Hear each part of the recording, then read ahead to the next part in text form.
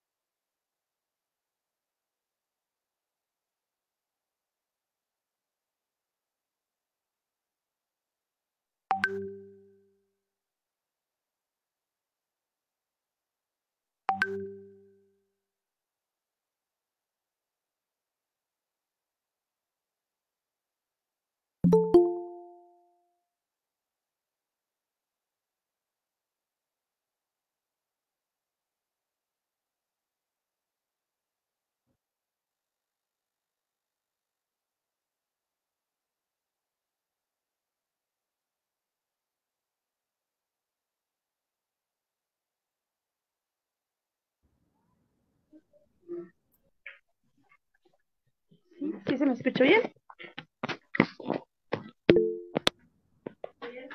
Perfecto. Hola, ¿qué tal? Buena tarde a todo el foro que hoy nos acompaña. Hoy nos encontramos en la segunda ponencia del día miércoles del segundo encuentro internacional de filosofía del grupo de Delfos Filosofía Aplicada. Hoy en esta ocasión tenemos el gusto de presentarles al licenciado Pablo Adrián Rivera Juvenal. Sí, él es licenciado en filosofía por parte de la UNAM, maestro en docencia para la docencia media superior filosofía, estudiante de 7 semestres de la carrera de Derecho UNAM. Asimismo, es estudiante de 6 cuatrimestres de la carrera de Herbolaria y Fitotecnia, integrante de Delfos Filosofía Aplicada en el Departamento de Investigación. Bueno, eh, nos va a presentar un texto de su autoría que lo tituló La terapia basada en lógica, un acercamiento a las falacias y pseudocuras ante la COVID-19. Profesor, gustosamente, el foro es todo suyo. Muchas gracias, Stephanie. Hola, buenos días, buenas tardes y buenas noches, dependiendo del momento en el cual estén viendo esta conferencia. Ya me presentaron, no voy a alargar más la presentación, nada más les comento que he estado un poco enfermo, entonces si escuchan como que mi voz es muy rara, es por eso. No es que normalmente hable así, pero bueno.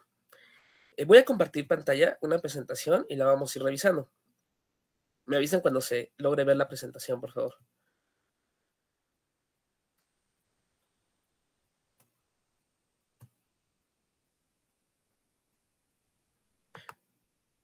¿Ya se está compartiendo pantalla o todavía no? Sí, sí se logra. ¿Sí? Ok. Sí, ya se ven. Perfecto. Bueno, como bien mencionaban, la presentación que voy a mostrarles ahorita es la terapia basada en lógica, un acercamiento a las falacias y las pseudocuras ante la COVID-19. Para poder iniciar con este pequeño recorrido, tenemos que partir de lo más básico, ¿no? ¿A qué nos estamos refiriendo por terapia? Bueno, en la actualidad nosotros comprendemos o entendemos una terapia como al conjunto de procedimientos médicos que ayudan a un enfermo a sanar ya sea una dificultad física, emocional o de algún otro tipo. Entonces, por allí viene la palabra terapia. Pero en sus orígenes tenía una connotación de cuidar, atender, aliviar y acompañar. En un sentido más amplio, hablamos de tratamiento. Entonces, cuando hablamos de la terapia basada en lógica, hablamos de recurrir a la lógica como una forma de cuidado y acompañamiento del otro para poder resolver determinados problemas argumentales o del razonamiento que puede llegar a presentar y a perturbar su vida. Ya que vamos a hablar de terapia y habíamos dicho que tiene que ver con salud y enfermedad, es un poco necesario abordar la dualidad o la dicotomía entre salud y enfermedad. Aquí les puse algunas ilustraciones para poderlo entender más fácil. Por salud y enfermedad, si ustedes quieren investigar más sobre filosofía de la medicina, les recomiendo mucho a Saborido, es un gran autor de filosofía de la medicina, el cual nos dice las diferentes connotaciones que tenemos de salud y enfermedad nosotros. Por ejemplo, una versión es que salud es igual a homeostasis del organismo. Es decir, si el organismo se encuentra en un equilibrio, hablamos de salud. Si el organismo se encuentra en un desequilibrio, hablamos de enfermedad. Aquí lo podemos ver de forma gráfica. Bart no tiene ningún problema, puede caminar, puede hablar, puede andar en patineta, puede hacer muchas cosas, está sano.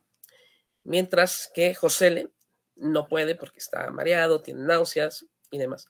Esa es una primera connotación, pero eso circunscribe la enfermedad al ámbito biológico.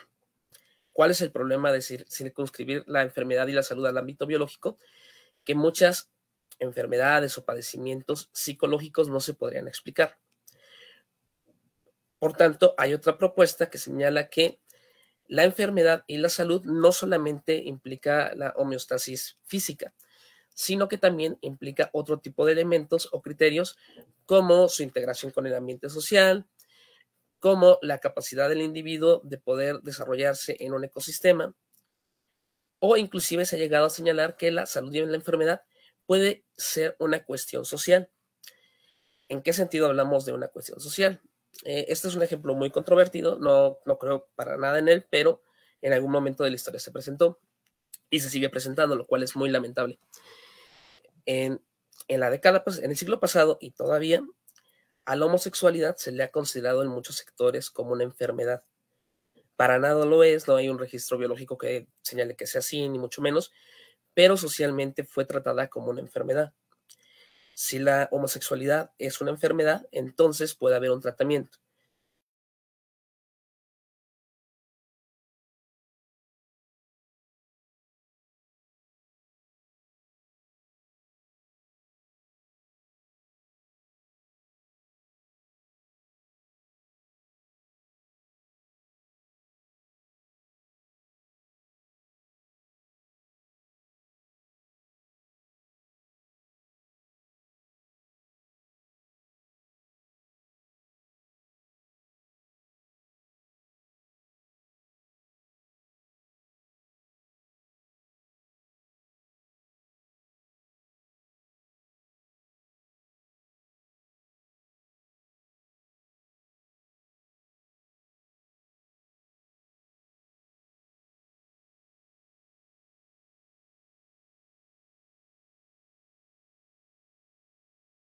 desde el momento que surgió, todavía sigue presente, muy, muy presente. De hecho, que creamos que ya no existe es parte de los sesgos cognitivos que vamos a analizar el día de hoy.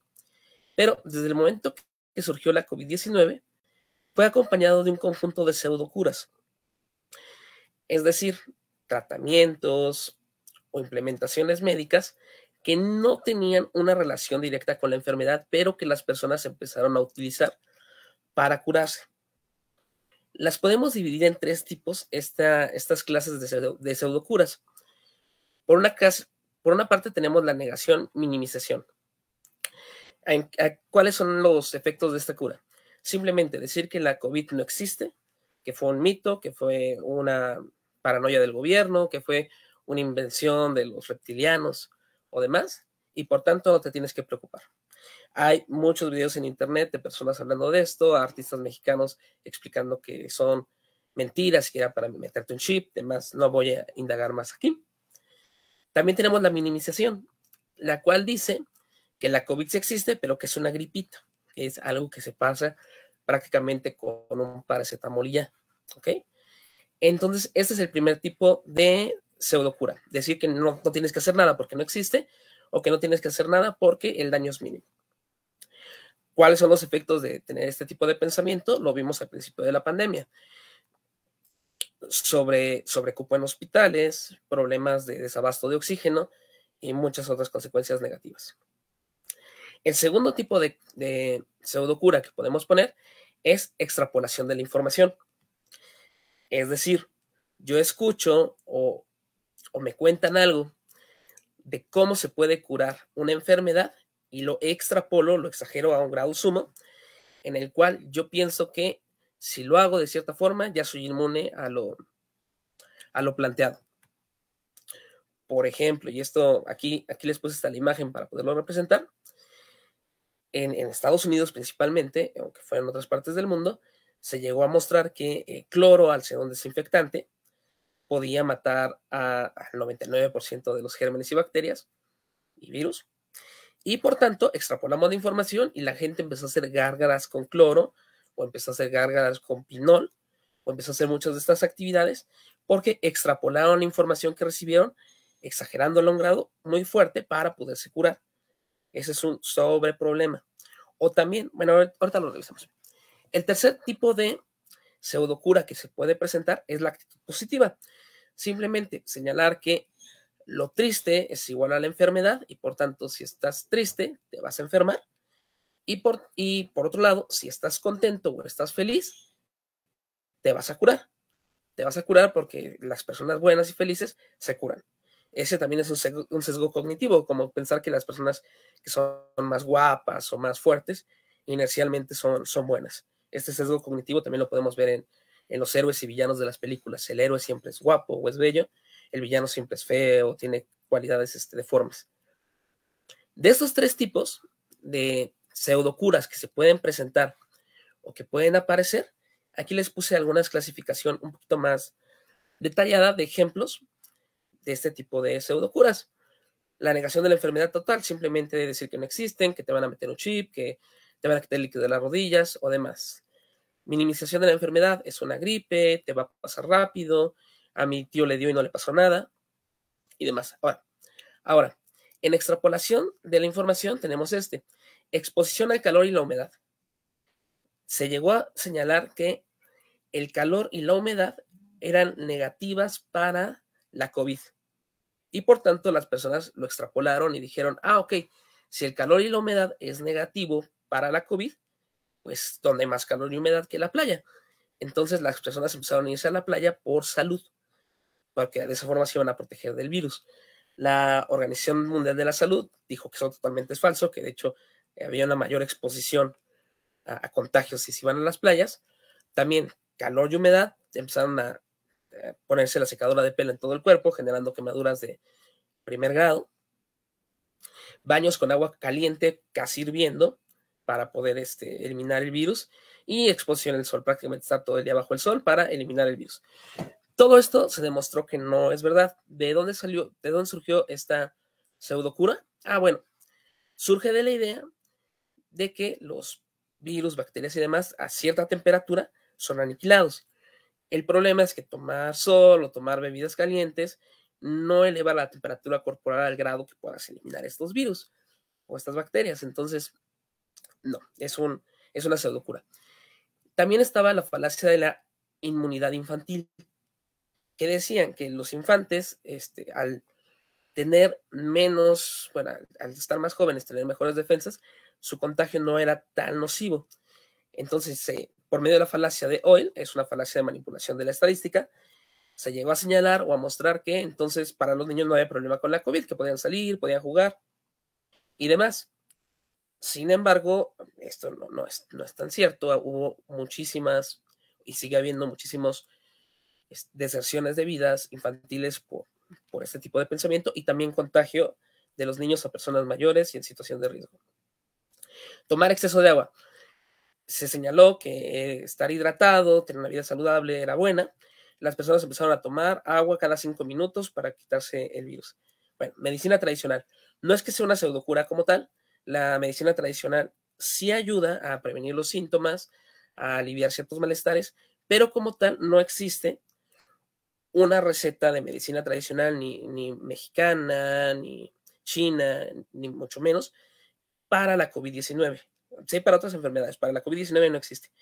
De hecho, en China están trabajando con la medicina tradicional para sacar una cura. Todavía no pasan las pruebas de estabilidad, por eso todavía no existe como tal. Aquí se está extrapolando. De señalar que es una cura posible, señalas que es la cura total. Componentes químicos, aquí andamos a las un poco peligrosas. Componentes químicos, el dióxido de cloro, la plata coloidal, baños con cloros, son elementos que eliminan gérmenes y bacterias. Las personas empezaron a beber estas cosas y hubo fallecimientos por hacer esto. Desinfectantes caseros, las personas hicieron desinfectantes propios, los bebían y los usaban sin ningún tipo de resultado. Y por último, actitud positiva, protección espiritual y amuletos. Para el virus en general, totalmente insuficientes y generó muchos problemas. Entonces, estas son algunas de las pseudocuras que fueron apareciendo. ¿Qué relación tiene esto con la lógica? Bueno, podemos detectar dentro de estas pseudocuras que les acabo de señalar ciertas falacias que nosotros hemos estudiado, ya sea en la carrera o nosotros las estamos impartiendo actualmente o las han escuchado de alguna manera, si no, las pueden ir investigando. Puede ser falsa causa, falacia de la ignorancia, apelación en la consecuencia. O sea, podemos detectar por medio de la lógica dónde se encuentra el fallo argumental de cada una de las falacias, de cada una de las pseudocuras. Por ejemplo, incredulidad. Si yo no creo en algo, no existe. Entonces, yo no creo que el COVID exista, entonces no existe. Es una falacia de incredulidad. Aquí les puse algunas, hay más. Luego, si gustan, les comparto la presentación. Y detectamos la falacia que existe.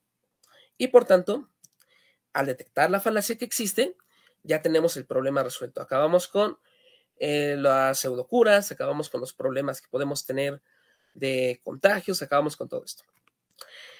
Y como aquí les pongo a Pitufo Filósofo, porque obviamente esto no es cierto. Por más que nosotros sepamos identificar la falacia, por más que sepamos decir, híjole, es que aquí se está equivocando la persona, o híjole, es que el error lógico está aquí, y se lo señalemos, no vamos a obtener la respuesta deseada. Lo más probable es que, como Pitufo Filósofo, seamos aventados de la aldea. Por tanto, el problema no es detectar la falacia teórica determinada. La verdadera cuestión. No es suficiente señalar la estructura falaz de un argumento para que la persona lo deje de realizar. Si no, ustedes piensen en las veces que han demostrado una falacia o han demostrado que alguien se está equivocando y sin embargo lo siguen llevando a cabo. No es suficiente. Por tanto, si creemos que con el simple hecho de demostrar la estructura falaz del silogismo, vamos a eliminar el problema, no es en realidad cierto. Lo que tenemos que hacer es ahondar más para no dejar inconcluso nuestro ejercicio práctico. Vamos, en Delfos, filosofía aplicada, queremos llevar la filosofía a ámbitos contextuales reales y solamente señalar una falacia formal no es, o informal, no es un abordaje pleno. Por tanto, la pregunta que nos vamos a plantear es si puede existir alguna forma de que la lógica ayude a disminuir el efecto de las pseudocuras. Si en realidad, no solamente diciéndola, sino que sí puede existir. Y la forma o la manera que yo encontré para llevar a cabo esto fue por medio de la terapia basada en lógica, o TBL, para simplificar, la cual es una propuesta de Marius Thomas Schilling, el cual retoma elementos de la terapia cognitivo-conductual, retoma elementos de la terapia cognitivo-conductual aplicadas a filosofía para poder plantear su propuesta. Aquí es importante, estamos hablando de terapia basada en lógica, no de psicología, no de psicoanálisis. ¿A qué me refiero con esto? No estamos investigando la mente, no estamos investigando el inconsciente, no estamos investigando nada de esto, estamos en nuestro nivel lógico, que son los argumentos y los razonamientos. Por tanto, nos vamos a enfocar en los razonamientos y las acciones que conllevan ciertos razonamientos. Aquí lo que señala Mario Thomas Schilling, y adelante lo vamos a explicar, es que determinados hilos argumentales derivan en acciones directas, en la realidad. Por tanto, encontrar el hilo argumental puede ayudar a dimitir o cambiar la decisión que se iba a tomar. Todo esto, todo el argumento de Thomas Schilling, lo va a retomar directamente de Aristóteles en la Ética Nicómaco, en el libro 6, en el cual nos va a hablar sobre el silogismo práctico. Pero para poder hablar del silogismo práctico, es necesario recordar un poquito de nuestras clases de lógica. Vamos a ver lo que es un silogismo teórico, el silogismo de toda la vida. Si decimos estructura clásica del silogismo, si hablamos del silogismo, tiene que tener dos premisas y una conclusión en una estructura regular. Una premisa tiene que ser universal, debe poseer un término medio y se subdivide en modos y figuras. Aquí hay el ejemplo más clásico de toda la vida. Todos los hombres son mortales, Sócrates es un hombre, Sócrates es mortal. Como sé que aquí hay bastantes personas que les gusta la lógica, me gustaría ver si alguien sabe qué tipo de silogismo es. Todos los hombres son mortales, Sócrates es un hombre, Sócrates es mortal. Ya sea que lo escriban o no lo digan. Ese silogismo, ¿qué tipo es? Vamos a ver. Darí, efectivamente, Omar, gracias. Sí, es un silogismo tipo Darí. Y es de la primera figura. Ok. Es de la primera figura, entonces ya tenemos como identificado el silogismo. ¿Cuál es el punto? El punto es que del silogismo teórico vamos a derivar una conclusión teórica. Todos los hombres son mortales, Sócrates es un hombre, Sócrates es mortal. En ningún momento me está implicando a mí ninguna acción, en ningún elemento mío. Todo lo estoy manejando al nivel formal, al nivel teórico. Sin embargo, en la Ética Nicómaco, en el libro 6, Aristóteles plantea otro tipo de silogismo, el cual es el silogismo práctico, el que tiene algunas diferencias con el silogismo tradicional. Si lo quieren apuntar, estaría bastante bien. ¿Cuáles son estas diferencias? La premisa mayor debe ser una expresión de la gente que el sujeto considera bueno con la estructura de un deber. En vez de ser un juicio universal o particular, aquí tiene que ser un juicio deóntico, tiene que existir el deber y tiene que ser referente a lo que la persona considera que es bueno. Por ejemplo, yo debo de ir a la escuela porque quiero pasar la carrera. O yo debo de hacer mi tarea porque quiero pasar la materia, otra vez. Entonces tenemos estos elementos. La segunda premisa debe ser una condición de posibilidad de obtener el bien deseado, es decir, que se presente al sujeto la posibilidad de obtener o no obtener lo deseado en la primera premisa. Y la conclusión deriva en una acción coherente con el deseo, en una acción o en un sentimiento. Por ejemplo, uno debe de estudiar por medio de conferencias porque es bueno. Si nosotros creemos que uno debe de entrar a coloquios, a conferencias porque es bueno, en el caso de que aparezca un ciclo de conferencias, como en el caso de Delfos, la conclusión directa es que debemos asistir a la conferencia del grupo Delfos. Entonces, prueba de que este silogismo práctico puede llegar a funcionar es que andamos por aquí. Bueno. ¿Cuáles son las diferencias del silogismo teórico y el silogismo práctico? Para tenerlo bien clarito. El silogismo trata de explicar la estructura de un razonamiento. Nos brinda claridad sobre el contenido y permite la hilación con otras ideas. Ya ven esto que Bacon criticaba un poquito, de que es un poco deductivo, un poco cerrado allí. Mientras el silogismo práctico lo que busca es comprender el razonamiento tras una decisión. Es buscar cuál fue el condicional o cuál fue el motivante que detonó determinada acción. También lo que busca es brindar claridad sobre las motivaciones de una persona. Por eso les digo que se vincula mucho con las teorías cognitivo-conductuales. Y por último, permite una aproximación a la toma de decisiones. Si comprendemos cómo funciona el silogismo práctico y lo logramos identificar en el discurso de una persona, podemos llegar a aproximarnos a por qué tomó cierta decisión. Estas serían como las grandes diferencias. ¿Cuál es el problema de las falacias en las pseudocuras de por COVID-19? Bueno, como hemos visto, parece que la lógica o el uso de la lógica aristotélica es ineficaz para la comprensión es ineficaz para evitar las pseudocuras ante la COVID o ante otro tipo de enfermedad u otro tipo de problemas que tenemos. Pero eso surge porque lo estamos abordando desde un ambiente teórico. Ya nos decía Aristóteles que no todo es teórico, tenemos la praxis, tenemos la frónesis, tenemos otro tipo de cosas que no necesariamente son teóricas. Por tanto, para abordar estos temas es necesario hacerlo desde el ámbito práctico. Entonces, ¿cómo sería abordarlos del ámbito teórico? Desde el ámbito teórico, es decir, todo lo que da salud es bueno. Darse baños con cloro genera salud. Darse baños de cloro es bueno. Este es un elemento que nos dice, es una estructura teórica. Podemos identificar la falacia, es una falsa causa, y podemos señalar dónde está el error a la persona, pero al no involucrar su propia toma de decisiones y su propia acto volitivo, no vamos a generar un cambio. La cerveza de Dove de ahí estaban por... Ok. No, perdón. Aquí la cerveza era porque había un ejemplo de un silogismo práctico con eso, perdón. No la cambié. En vez de hacer ese abordaje teórico, vamos a hacerlo desde el abordaje práctico. ¿Cómo sería? Uno debe hacer todo lo que está a su alcance para no contagiarse de COVID. Esta es el verdadero argumento, la verdadera premisa que vamos a atacar. Uno debe hacer todo lo que está a su alcance para no contagiarse de COVID. Tomar baños de cloro mejora mi salud. Esto sí pasó. Tomar baños de cloro mejora mi salud. Por tanto, me debo de bañar con cloro.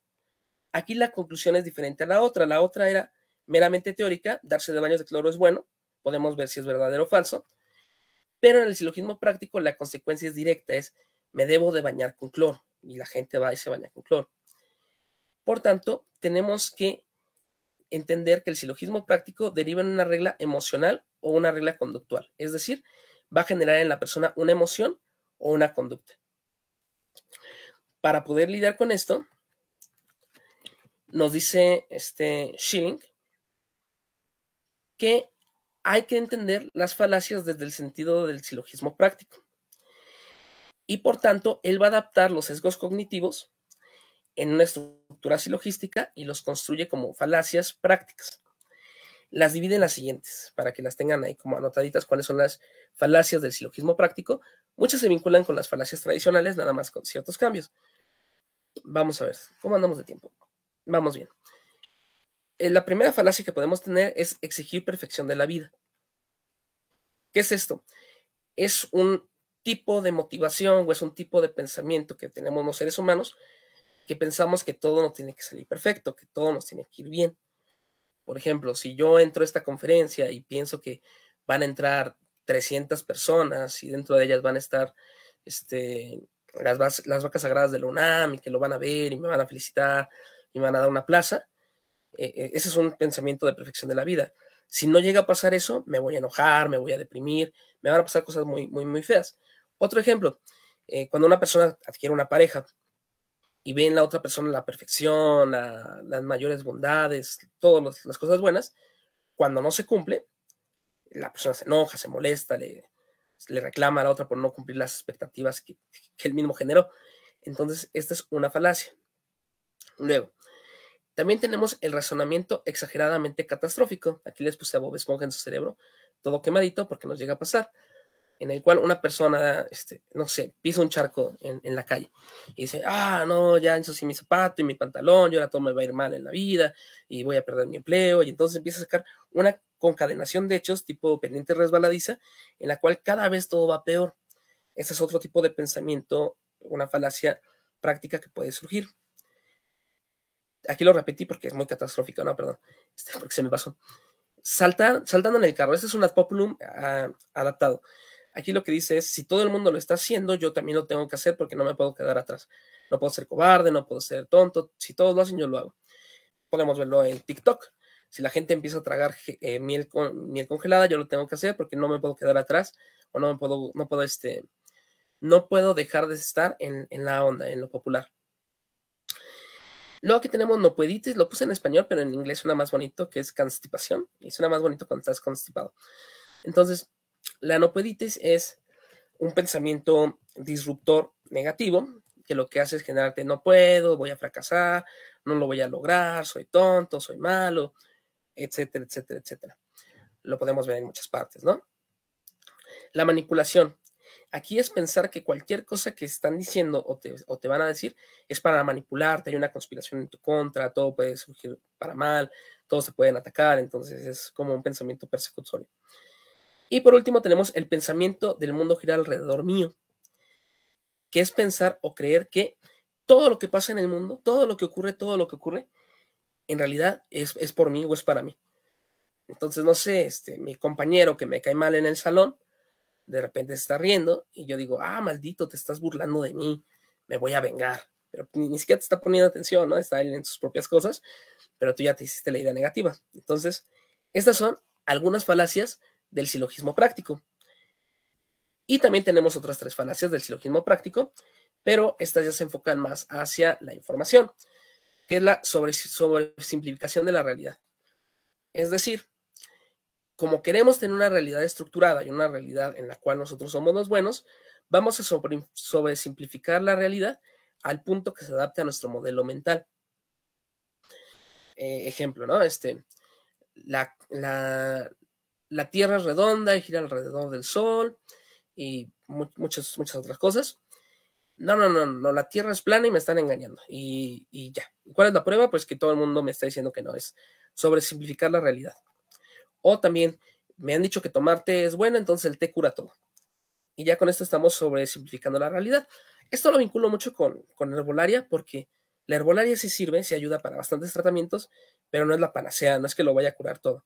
Entonces también sobresimplificar la realidad es creer que todo se va a resolver con la herbolaria. O también sobresimplificar la realidad es creer que los filósofos lo conocemos todo y ya, y no es cierto. O sea, sociólogos, comunicólogos, pedagogos, etimólogos, todos tienen bastante, filólogos, perdón, todos tienen bastante que decir y que aportar. Bueno, distorsionar las probabilidades. Aquí estamos con la falacia de hoy. Es modificar las probabilidades de tal forma que reflejen mi propia realidad o mi propio gusto. Es decir, yo me meto en internet y veo un artículo que dice, el 25% de las personas son más inteligentes por esto, soy yo. Y ya, entonces distorsionamos todas las probabilidades, estadísticas que podemos tener para que nos pueda convencer a nosotros. Y por último tenemos la conjetura ciega, y aquí ponemos a Barbaciega el pirata, para ejemplificar lo que es esto de conjetura ciega. Es decir, no tengo pruebas, pero tampoco tengo dudas. Es decir, esta falacia es como a mí me conviene, como a mí me gusta lo que estoy escuchando, no necesito ningún tipo de pruebas, lo voy a creer y lo voy a defender hasta el final. Sócrates fue muy, bueno, por lo que sabemos, por los diálogos, fue muy combatiente de este tipo de conjetura ciega al preguntarle a las personas los fundamentos o las bases de las cuales se apoyaban para decir todo esto. Estas son las falacias del silogismo práctico. Ok, aparte de esto, lo que nos va a señalar Schilling es que toda falacia del silogismo práctico se tiene que remediar o se tiene que reestructurar o se tiene que replantear por medio de la generación de hábitos. ¿Y cómo se generan los hábitos? Por la repetición constante. ¿La repetición constante de qué? De el elemento contrario de la falacia que está atacando a la persona. Por ejemplo, si la persona tiene una exigencia de perfección ante el mundo, es recomendable lo que él llama seguridad metafísica, que es señalarle que no importa, bueno, que no está mal que el mundo sea imperfecto y que de hecho el mundo es imperfecto y que no por eso se va a acabar la vida o la realidad. Entonces, es mostrar que ante Una persona que busca la perfección absoluta, señalarle que la imperfección también es posible y que no es algo negativo. El razonamiento exagerado catastrófico es el coraje, la fortaleza estoica frente al mal. Es mostrar cómo, en vez de tener miedo ante todo, mostrar valor ante la vida o mostrar valor ante este tipo de situaciones. Ante la maldición o la condenación, el respeto. Ok, saltando en el carro es ante el deseo de... Ok, perdón. Ya me adelanté mucho.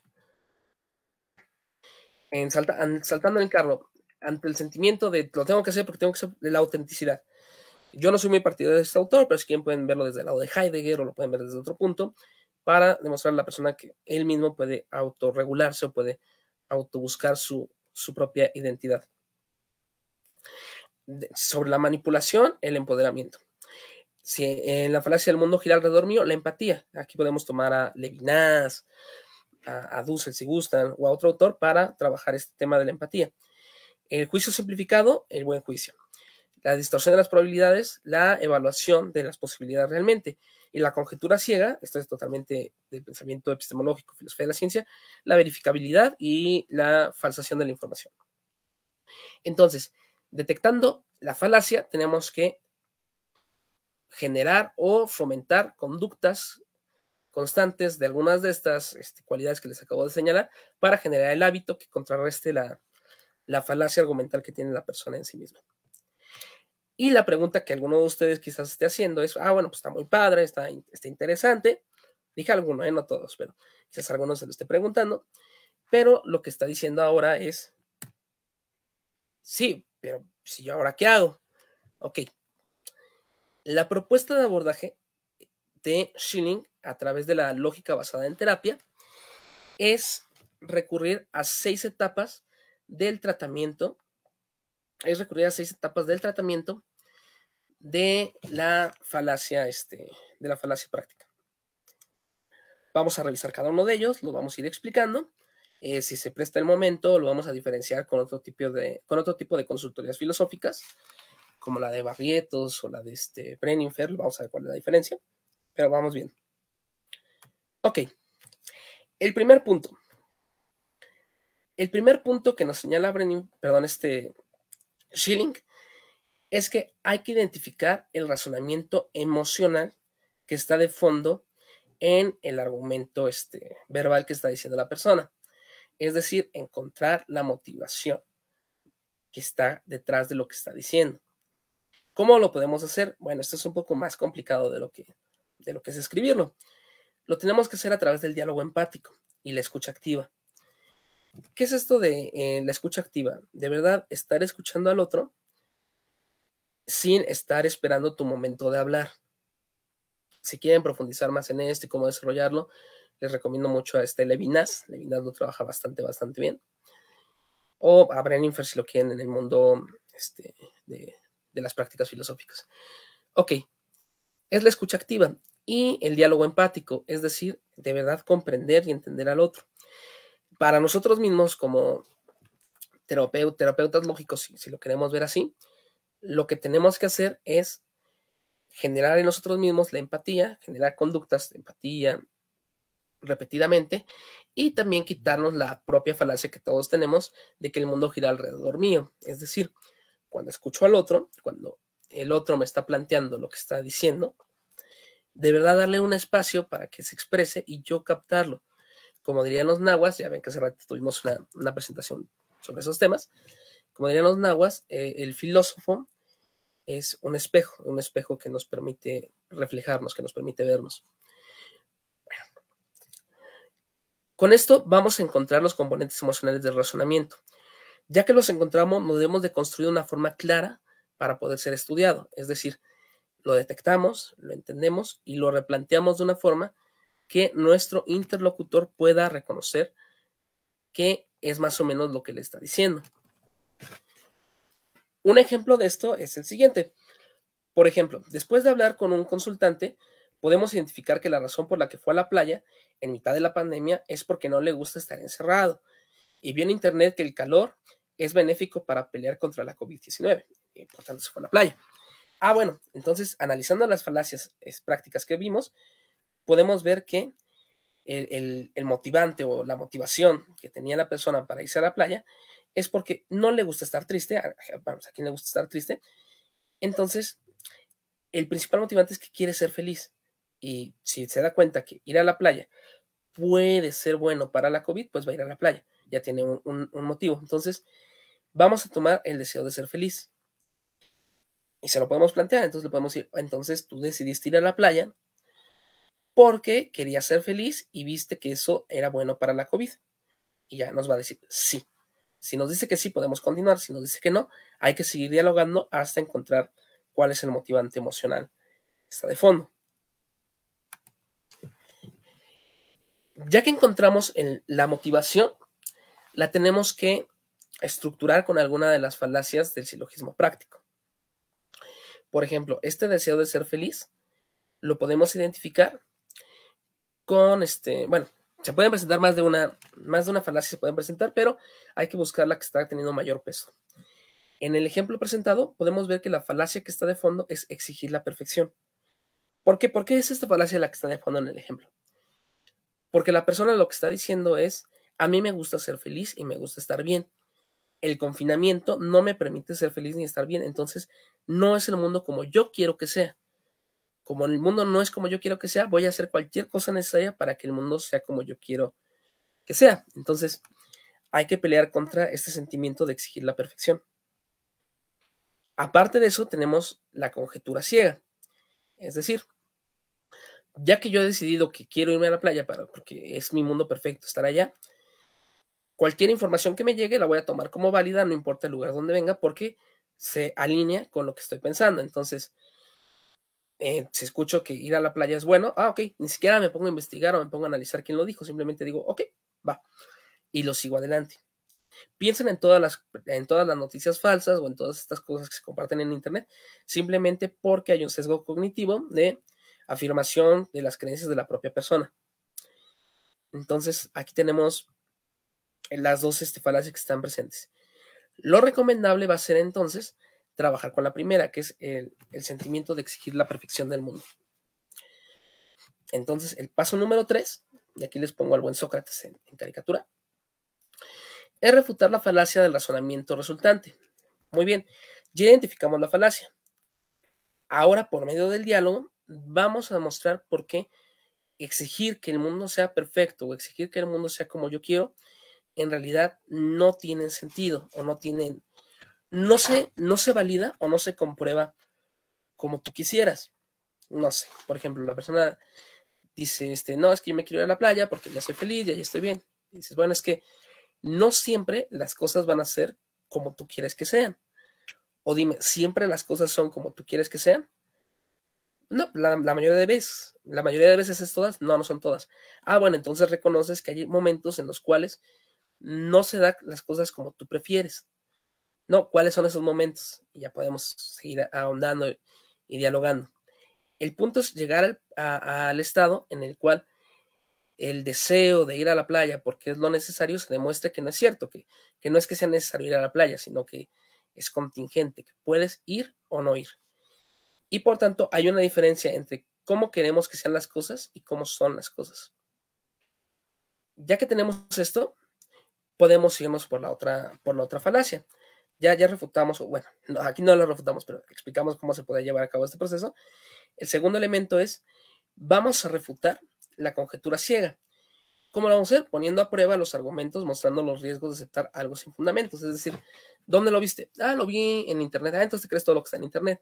Y podemos sacarlo al punto en el cual él admita o él reconozca que, y que decir que algo es verdadero solamente porque lo vi en una página no es suficiente. Con esto lo que estamos buscando es generar en la persona una posibilidad o una entrada de cambio, un elemento que le permita ver que las cosas pueden ser diferentes. Bueno, ya que tenemos esto, toca determinar el elemento contrario a la falacia. Es decir, ya identificamos cuál es la falacia práctica que está teniendo la persona y para contrarrestarlo tenemos que generar una conducta o tenemos que generar una repetición de determinados actos para que no se vuelva a repetir o no vuelva a ocurrir. Aquí puede ser directamente los contrarios que vimos en el listado anterior, o también puede ser uno más preciso. En el caso de ir a la playa, yo voy a la playa porque quiero ser feliz, la primera, ¿no?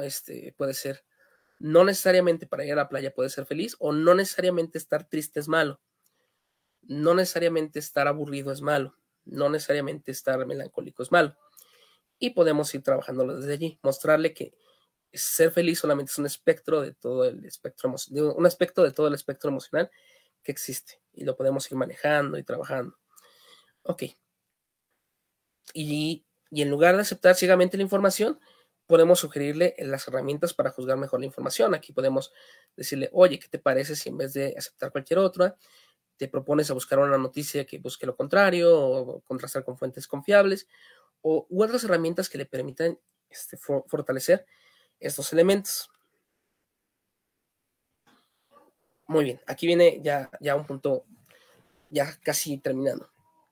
Ya que identificamos y estamos fortaleciendo el otro aspecto, aquí podemos recurrir a autores y conceptos filosóficos que hemos tenido en la carrera, en nuestra formación, en nuestra vida, como una ayuda para el fortalecimiento del hábito deseado. Es decir, aquí no le vamos a dar un libro para que lo lea y diga, es la verdad absoluta o demás. No, sino que ya que estamos fomentando un nuevo tipo de comportamiento, un nuevo tipo de movilidad, aquí vamos a sugerirle autores que le permitan indagar o cuestionar lo que estamos hablando, y de esta forma ampliar el diálogo que podemos llevar a cabo.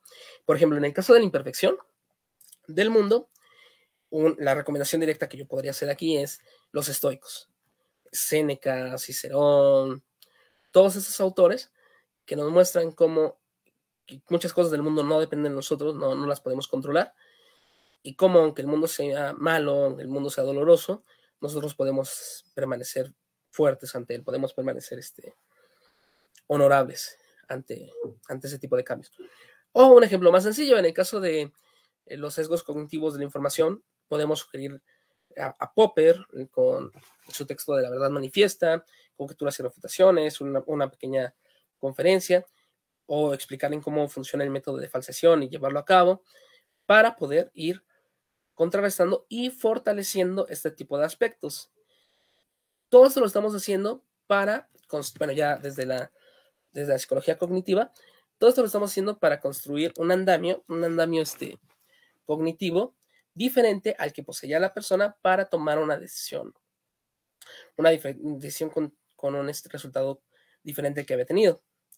Lo que nos lleva al último punto, que es generar una disonancia cognitiva. Aquí la disonancia cognitiva nos referimos a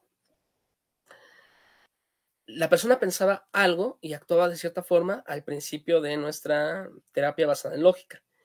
Después de haber identificado, haber dialogado, haber trabajado, haber dado ejercicios, haber escogido literatura y demás, va a llegar un punto en el que la persona va a tener una disonancia cognitiva. Esto ya saben, genera angustia o demás, es en la cual la persona actúa de una forma en la cual no piensa, o piensa de una forma en la que no actúa, o hay dos cosas en su mente al mismo tiempo. Esta disonancia cognitiva la necesitamos para generar el quiebre que permita la nueva estructura mental. Es decir, este es el punto central de la terapia basada en lógica. ¿Cuál es la diferencia con el silogismo teórico clásico? Que ese solamente se quedaba en el nivel argumental y no entraba en las motivaciones, en los actos volitivos, en los sentimientos de la persona, y por tanto, al quedar en la superficie, se eliminaba fácilmente. Con este trabajo arduo es ir entrando hasta generar esta disonancia. Si lo quieren ver con una película, un tipo Inception o algo así, para generar un nuevo modelo.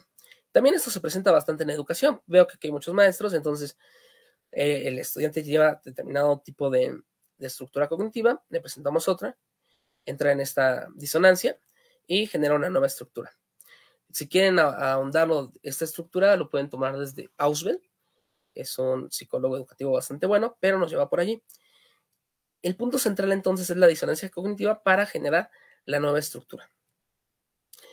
Y con esto acabaríamos con el proceso de la terapia basada en lógica. Obviamente, por lo que pudieron ver, no es que se resuelva en un día, no es que se resuelva en unos minutos, es un acompañamiento un poco más amplio.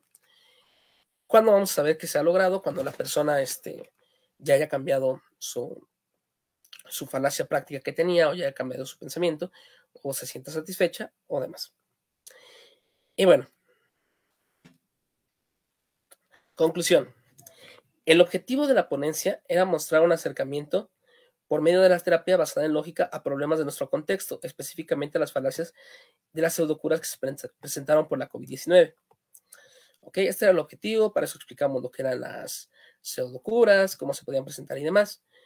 Después mostramos cuál es el riesgo de estas pseudocuras. Les digo, no solamente es que no te vayan a curar, sino que muchas veces generaban daños, quemaduras, muertes, infecciones, ceguera o demás.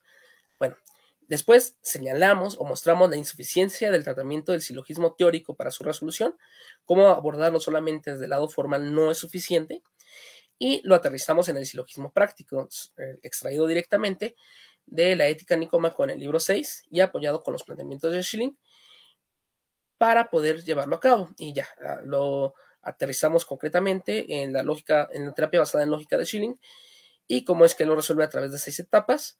Las explicamos y terminamos. Les agradezco mucho todo el tiempo que me proporcionaron y gracias por su atención. Creo que terminamos unos minutitos antes. Listo. Muchísimas gracias, profesor Adrián. Y bueno, pues ahora pasamos al espacio de comentarios, preguntas, sugerencias.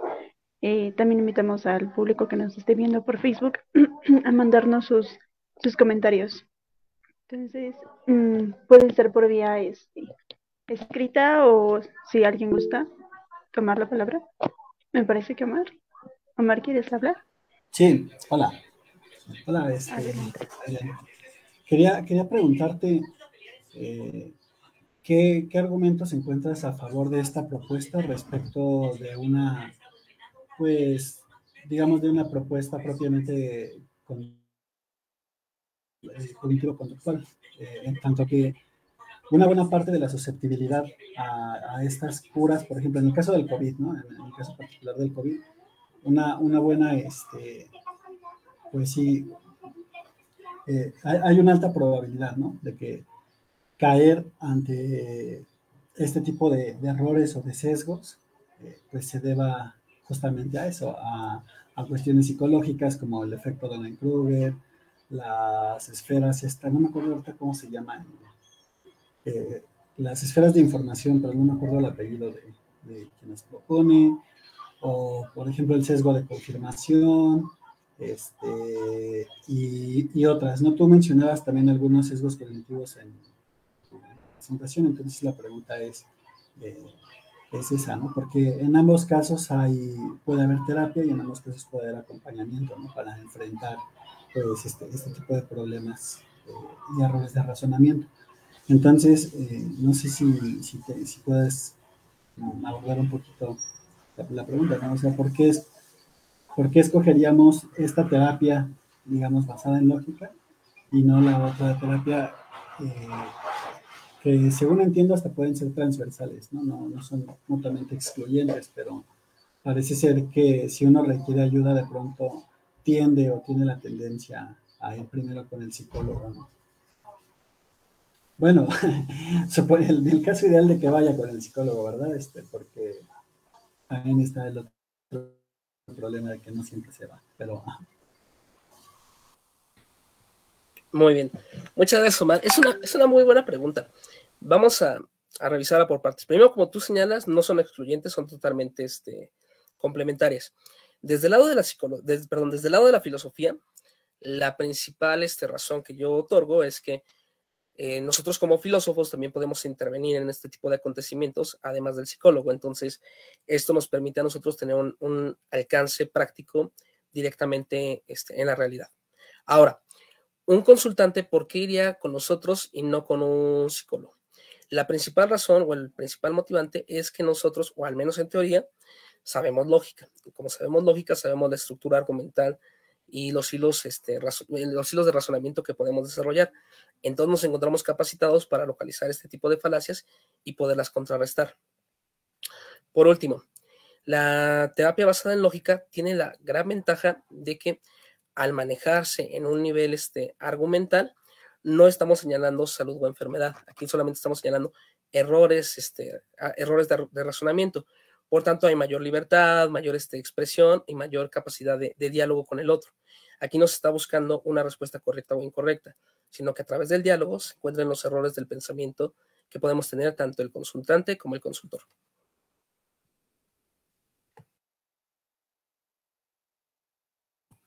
¿Más o menos?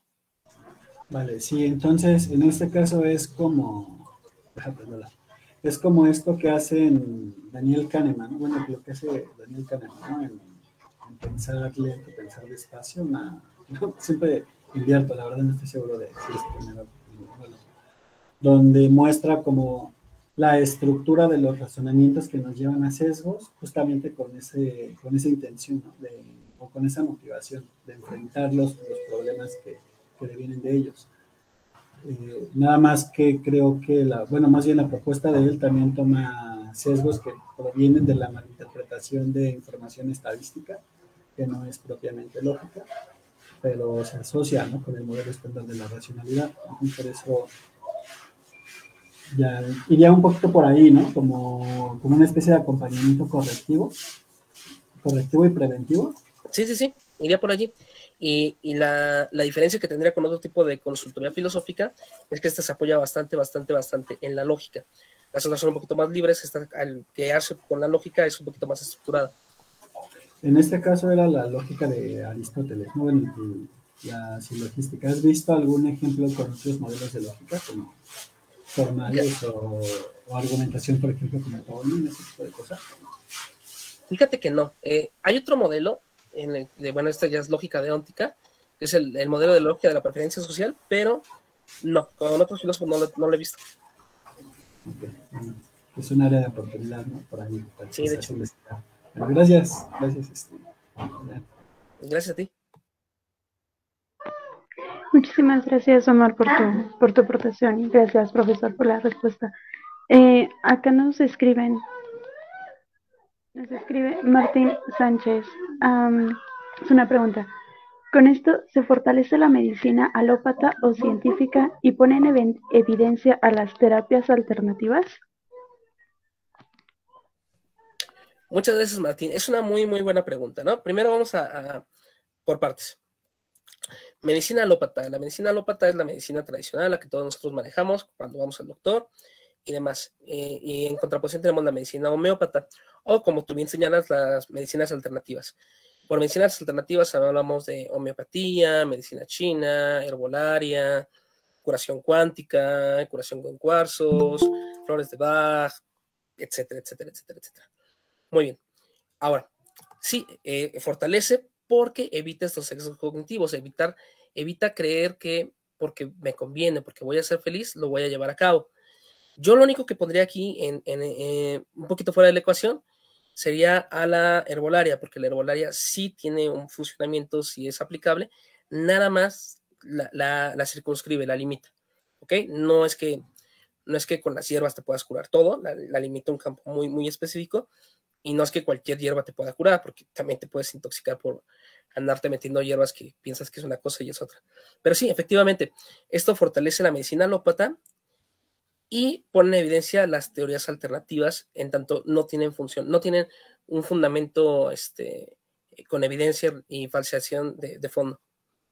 Muchas gracias, Martín. Gracias. Hola, buenas tardes. Hola. Hola. Para los que no me han escuchado y no me conocen, mi nombre es José Silvino Osorio, de Colombia. He estado escuchándolos durante estos días, así en forma intermitente, porque como les decía, el primer día justo pues estamos en clase docente, entonces, pero en lo posible me he conectado. Y hoy que es día festivo aquí, día patrio, entonces he podido escuchar en forma continua. Me alegra mucho la temática que están manejando y lo que hablaba en la participación en mi intervención ayer. les decía también lo mismo, que me parecía interesante lo práctico, ¿no? Que la filosofía se lleve precisamente a eso, que sea práctico y que no se quede simplemente en lo racional y simplemente en lo especulativo. Y mucho más este tema que acaba de tocar, que me parece bien interesante, algo tan actual, que no ha desaparecido, que sigue cambiando de diferentes formas, en fin, y incluso hoy en Colombia se está hablando de un pico, ¿cierto? El quinto pico. Pero entonces usted trata un tema bien interesante, que es la lógica. Y me acuerdo de un formador que tuve en el seminario, en un seminario. Yo soy religioso retirado. Entonces, un formador decía, y recuerdo tanto esa frase, y hoy a raíz de eso le hago la pregunta. Nosotros siempre hablamos de lógica. Somos estudiantes de lógica, usted lo acaba de decir. Y de pronto expertos en la materia, pero a veces somos tan ilógicos. ¿Por qué somos tan ilógicos? Ok. Muchas gracias, José Silvino. Qué bueno que te pudiste conectar todo el día de hoy. Eso es padre, ¿no? Tu pregunta es ¿por qué somos tan ilógicos? Sí. Muy bien. Yo lo abordo directamente con Aristóteles. Con Aristóteles nos da la definición del ser humano, nos dice que somos un animal racional. Y normalmente le damos el énfasis o le damos la fuerza a la parte racional, pero la propia definición ya nos incluye el lado animal, es decir, todo este lado volitivo, todo este lado instintivo y demás. Por tanto, no es que seamos unos animales solamente racionales, sino que somos al mismo tiempo una animalidad y al mismo tiempo una racionalidad que se están confluyendo continuamente. Sin embargo, al momento de poderlo extrapolar, al momento de ponerlo en palabras, ya pasa de cierta forma por la razón, ya está articulado con el discurso. La pregunta o la cuestión interesante aquí es si al momento de pasarlo por el discurso, el instinto o la emoción se racionaliza o si la propia razón ya está animalizada, o sea, ya parte del instinto que está por allí. Más o menos es lo que considero. Gracias. Sí, es que está como ese gran debate. Somos tan racionales, somos racionales, ¿no? Y manejamos una lógica, pero al mismo tiempo nuestras actuaciones y nuestra forma de vivir e incluso de ser es tan ilógica. Y esa es la contradicción, ¿no? Sí, efectivamente, es una contradicción presente. A mí me gusta mucho en este aspecto los estoicos, principalmente Séneca, el cual dice que somos ilógicos, somos irracionales, y lo que tenemos que hacer es analizar nuestra propia vida, es ponerla en juicio, estructurarla, y todo eso para cada día ser un poquito más congruentes con lo que nosotros somos. Listo, muchas gracias. Gracias a ti. Gracias. Adrián. Bueno, ya que... sí, adelante. Sí, adelante, Oscar.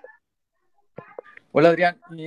Te tengo una pregunta. Yo había leído algo sobre este tipo de terapia, pero creo que el autor se llama Cohen, Leonard Cohen, creo.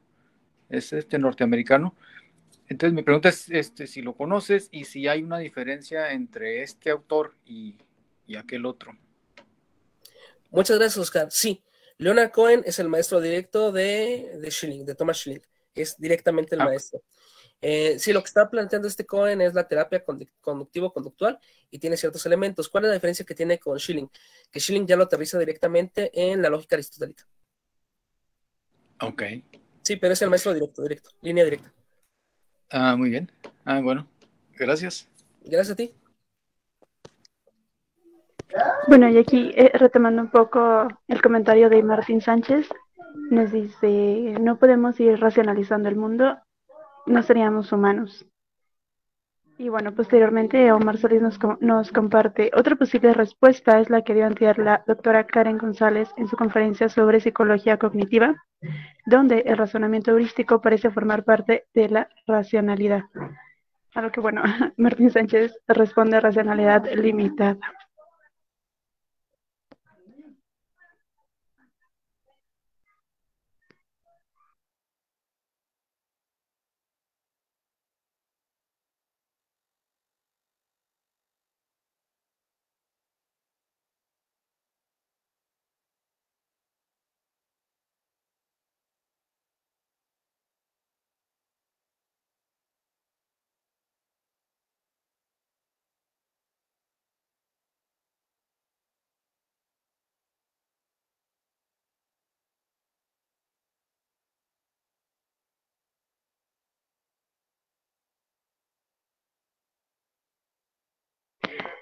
Profe, ¿todo bien? Bueno, mande. Sí, ¿todo bien? Ah, sí, perdón. Se me No. cortó la señal. Ya. Sí, sobre lo que nos hiciste, perdóname, sobre lo que nos dijiste, Martín, no podemos ir racionalizando el mundo, no seríamos humanos. Efectivamente, el ser humano es un ser racional, pero no por ser un ser racional quiere decir que todo acto lo estemos razonando como una computadora, como un ordenador. No, para nada. Somos un ser que posee razón y va modificando, va adaptándose al mundo a través de esto. Con esto que tomamos de las terapias cognitivos conductuales, va también por ese aspecto. ¿Por qué? Porque muchas veces adaptamos la realidad por medio de estos sesgos cognitivos para que nos convengan o para que se adapten a lo que nosotros deseamos o para lo que nosotros queremos. Entonces, sí, efectivamente, no podemos ir racionalizando todo en el mundo, pero nuestro actuar en el mundo parte de determinados elementos racionales que no podemos ir evitando. Luego, cuando nos menciones, Tomar, que otra propuesta de respuesta es la que dio antes la doctora Karen en su conferencia sobre psicología cognitiva, donde el razonamiento heurístico parece formar parte de la racionalidad. No puede estar presente en esa conferencia, perdón, la voy a ver, pero suena interesante. Y sí, efectivamente, como dice Martín, tenemos una racionalidad limitada con la cual podemos actuar y la tenemos que estar continuamente revisando, porque nosotros podemos creer que somos racionales o que estamos tomando una decisión racional cuando totalmente estamos influenciados o estamos inmersos por determinados actos que no nos damos cuenta. Aquí, con esto de la racionalidad limitada y los actos que no nos damos cuenta, podemos retomar el ejemplo del ojo de Platón. Platón señala que lo único que no podemos ver con nuestros propios ojos, lo único que no podemos ver con nuestros propios ojos son a nuestros ojos. Bueno, yo también diría que la espalda, ¿no? Pero eso ya le quita cosa poética. El caso es que no podemos ver con nuestros ojos nuestros propios ojos. Para poderlos ver necesitamos el reflejo en los ojos de alguien más. Necesitamos reflejarnos en los ojos de alguien más para podernos ver. Es decir, este estudio o este análisis de nosotros mismos, lo tenemos que hacer con el acompañamiento de alguien más para podernos guiar y podernos ir orientando por allí. No importa cuánto sepamos, no importa cuánto tenemos, la filosofía y estos diálogos siempre se hacen en compañía del otro, siempre es a través del diálogo. Y sobre lo que mencionaba José Silvino, que hace rato que me pareció también muy interesante, si te interesa ese tema de que la filosofía fue perdiendo el lado más práctico o algo así, hay textos muy interesantes que lo abordan. Por ejemplo, tenemos uno ya dentro del ámbito de las prácticas filosóficas de Caballe, que es la sabiduría recobrada, que nos habla de cómo la filosofía se vuelve volviendo cada vez más teórica, hasta que dejó de tener una relevancia social, que podría ser muy interesante abordarlo por allí. Y también hay otro texto, y este ya es un poco más, bueno, no más antiguo, pero un poquito más viejito, de Foucault, en la hermenéutica del sujeto, en el cual hace una descripción de cómo pasamos de una filosofía o un saber que nos ayuda a guiar la vida a un saber meramente teórico que no tiene un fundamento que nos permita analizar nuestra propia vida y cómo poderlo modificar. Listo, muchas gracias por las recomendaciones, muy amable. De nada, José. Bueno, si alguien más tiene alguna duda, los invitamos a abrir su micrófono o bien a mandarnos sus comentarios, dudas, sugerencias vía escrita.